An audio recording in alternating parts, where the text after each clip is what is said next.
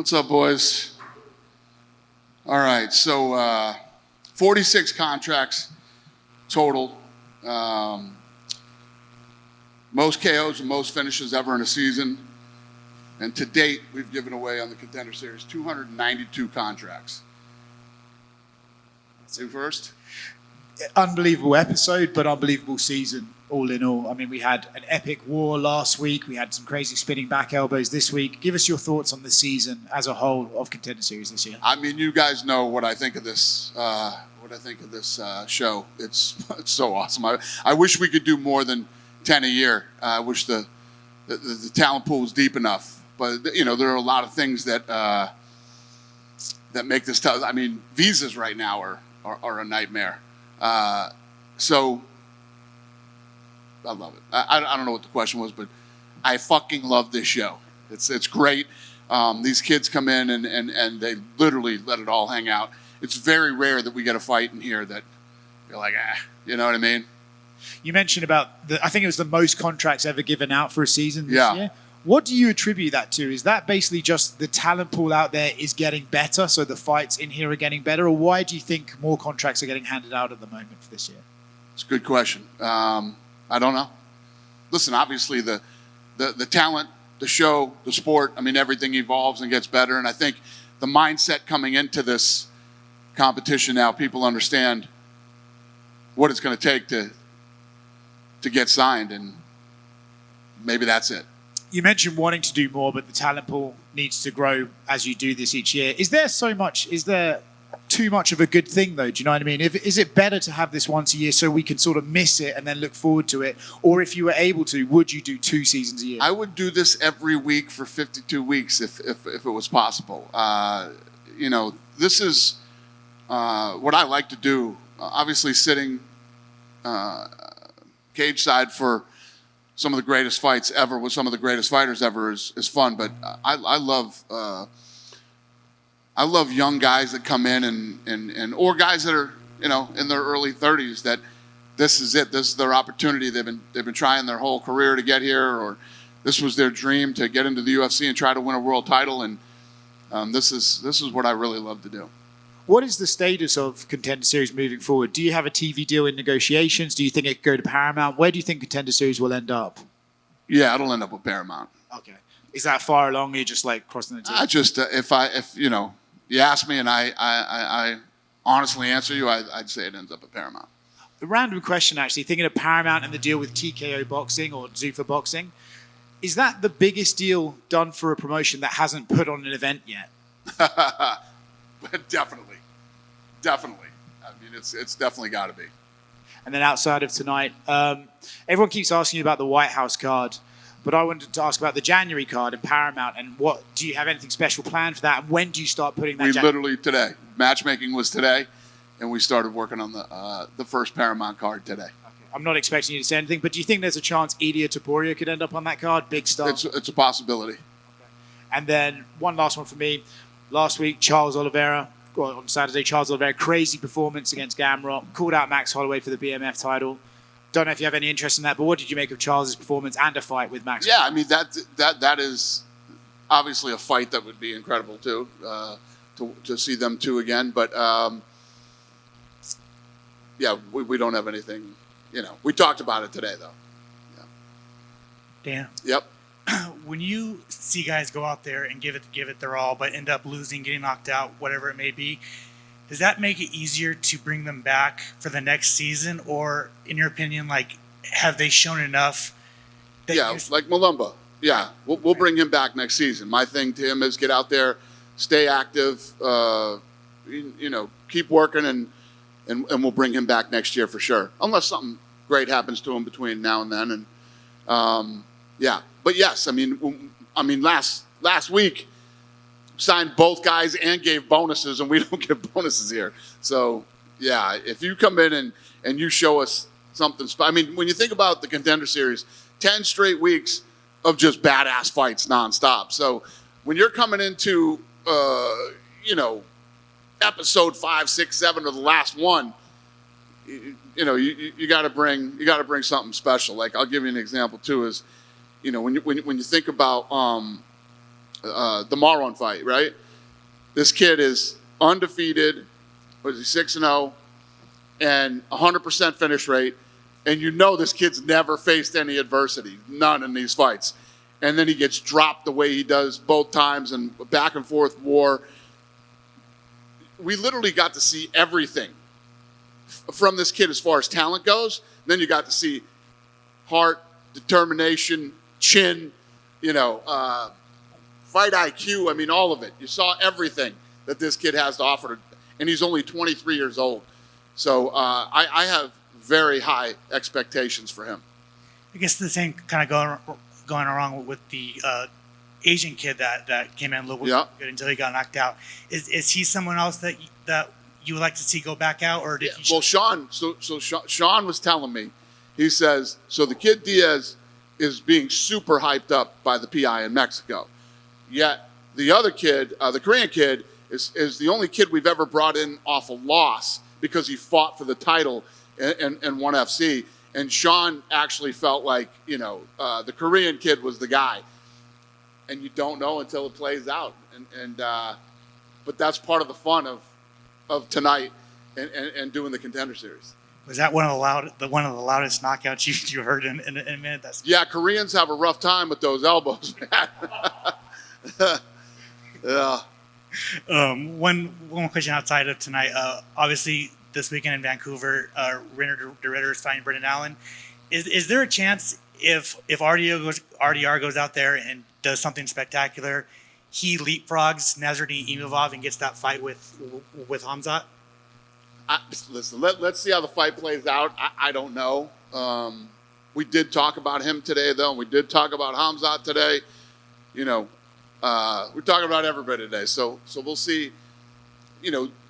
Before we start looking at next year and obviously the Paramount launch, the White House fight, a lot of things are going to depend on how the end of this year plays out. How crazy is it to have Merab come in and fight? I love it. 10 days ago, and now he's fighting for the title. Listen, it took me a minute to warm up to Merab. I'm very warm now. I love that mentality. He wants to be the first guy to ever, defend his title that many times in a year. If you look at what he's gone out and done and how he's proven himself as a fighter and as a world champion, it's impressive. And one last fight on that card, Peyton Talbot versus Henry Cejudo.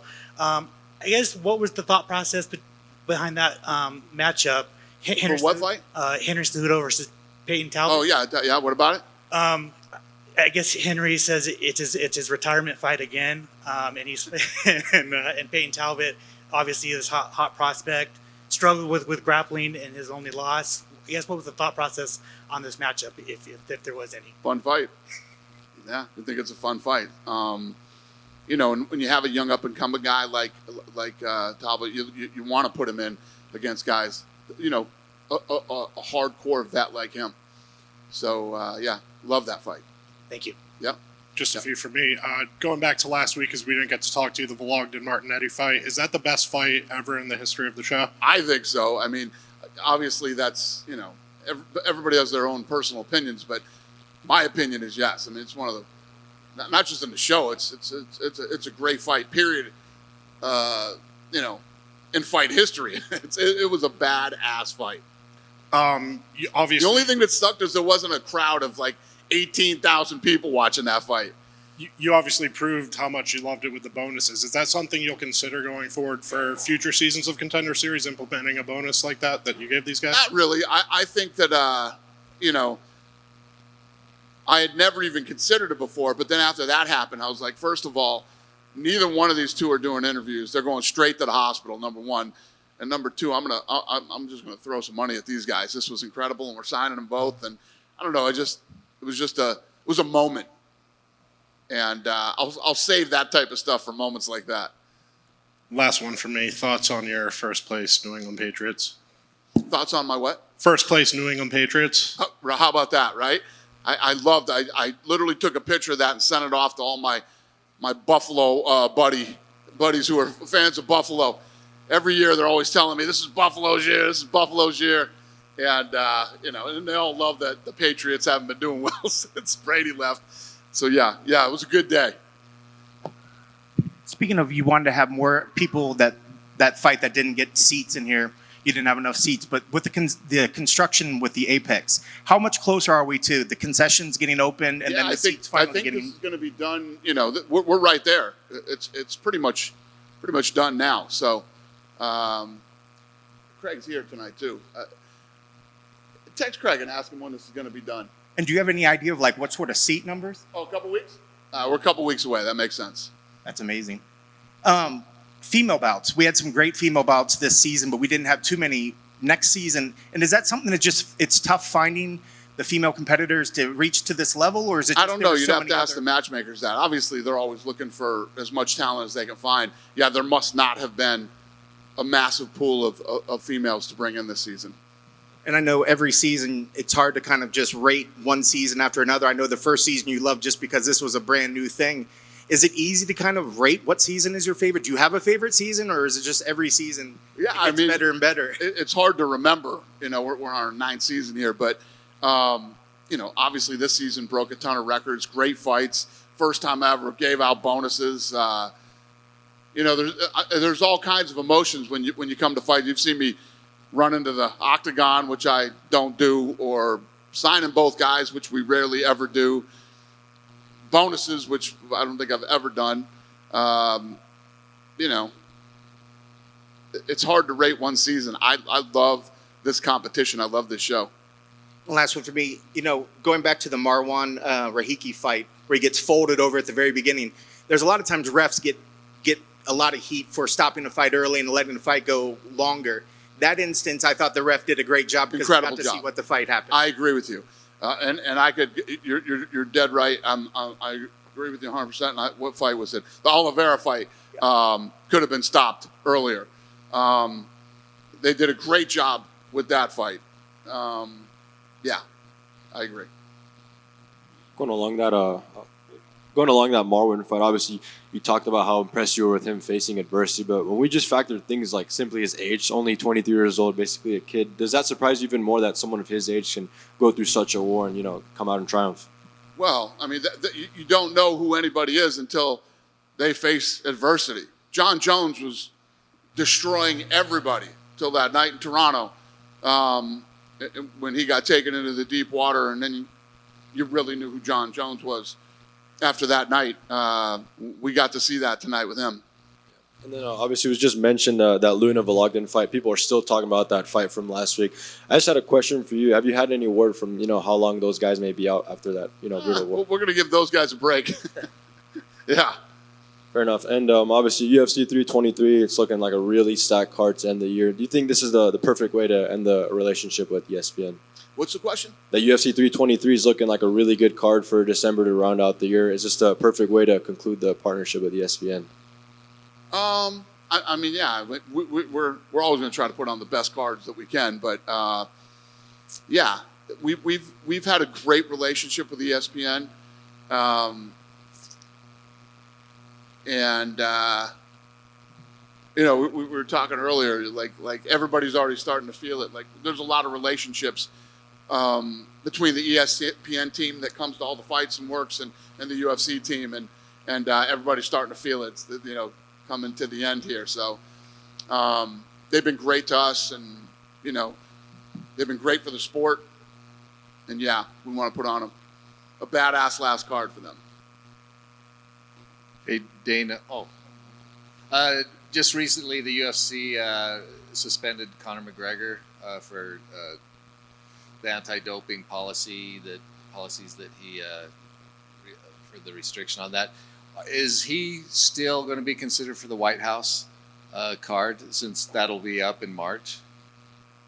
I don't know. We're not even looking at the White House card till February. We have literally not talked about one fight on the White House card yet. We won't even start till February. Okay. And then whether he's available or not, talk to Nowitzki about that. Okay, and then about a month ago, you were sitting next to two of the most powerful men in the world, Trump and Elon Musk, at Charlie Kirk's memorial. What was that experience like, and why was that important for you to be there? Yeah, obviously the Charlie Kirk thing affected a lot of people, including my daughter. I had my daughter with me. She goes to college down in Florida, you know, she really took the Charlie Kirk thing hard. So, you know, she came with me, and yeah, I don't really know how to describe, you know, what it was like, but you know, I felt like I had to be there. Hello, sir. You said that this season there were lots of problems with visas for the fighters, and you also mentioned that you want more Contender Series events. So, is there a possibility that Dana White Contender Series will go overseas next year? For example, Emirates, where you, Sean, and Mick always present, and or Europe? The question was the Contender Series internationally? Yes, absolutely. Absolutely. Tonight, I mean, every week that we go on it, too, we trend number one or number two. The only thing that really beats us when you think about how impressive that is Dancing with the Stars. Eric said we were number two tonight to Dancing with the Stars trending, and not bad for a big show like that on network TV, and we're on Plus. Yeah? Have a good weekend, you guys.